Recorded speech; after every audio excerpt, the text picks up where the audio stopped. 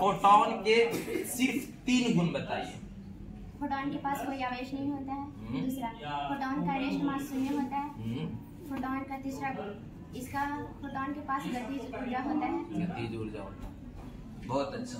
और बताएंगे छोटे कार्यफलन किसे कहते हैं?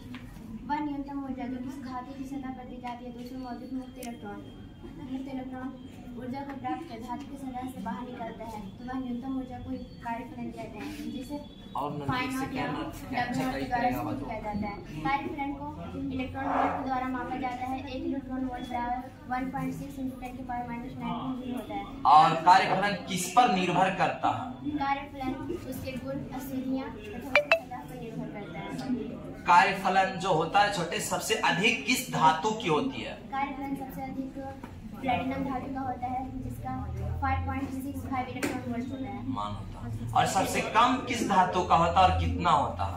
सबसे कम सीजियम का होता है 2.14 इलेक्ट्रॉन वोल्ट। बहुत अच्छे। आप बताएंगे जे थॉमसन परमाणु मॉडल के बारे में। जे थॉमसन परमाणु मॉडल का जे थॉमसन तरबूज का नियम, हाँ उसके बारे में। 1898 ईस्वी में जे थॉमसन ने परमाणु मॉडल का पहला परमाणु मॉडल का खोज किया। इस मॉडल के अनुसार परमाणु में धनावेश परमाणु में पुण्यतक एक समान रूप से वितरित आवेशित इलेक्ट्रॉन परमाणु में अंतर स्थापित है, जैसे तरबूज में भी। इस मॉडल को प्लम पुडिंग मॉडल कहा गया है। और इस मॉडल की आप 2 कमियां बताइए कि आखिर जे थॉमसन मॉडल की क्या कमी है? जे थॉमसन ने अपने परमाणु मॉडल में नाभिक का कोई ध्यान नहीं दिया है। बहुत अच्छा। यह मॉडल में परमाणु की स्थिरता समझाने में असफल रहेंगे। और बताएंगे रदरफोर्ड अल्फा पार्टिकल एक्सपेरिमेंट का निष्कर्ष, आखिर क्या क्या निष्कर्ष था? अधिकांश अल्फा कण अपने मार्ग से बिना विक्षेपित हुए सोने से निर्मित प्रतिपरत से बाहर निकल गए। इससे हम निष्कर्ष निकाला गया कि परमाणु में अधिकांश भाग खोखला होता है। बहुत अच्छा। दूसरा मॉडल, दूसरा इनका निष्कर्ष, अल्फा कण अपने मार्ग से विक्षेपित छोटी कोण पर हुए। इससे हम निष्कर्ष निकाला गया कि परमाणु में अधिकांश भाग में धनावेशित भाग बहुत कम होता है।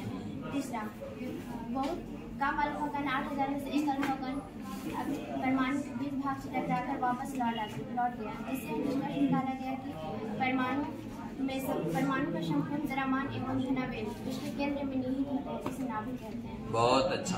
रदरफोर्ड अल्फा पार्टिकल एक्सपेरिमेंट का 2 कमियां सुनाई, इसका क्या क्या कमी था? अब गुण दोष।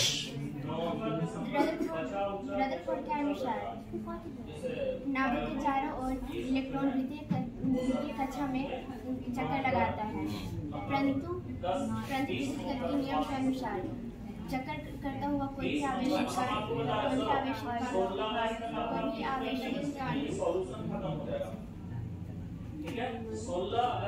विकिरण के रूप में ऊर्जा को ऊर्जा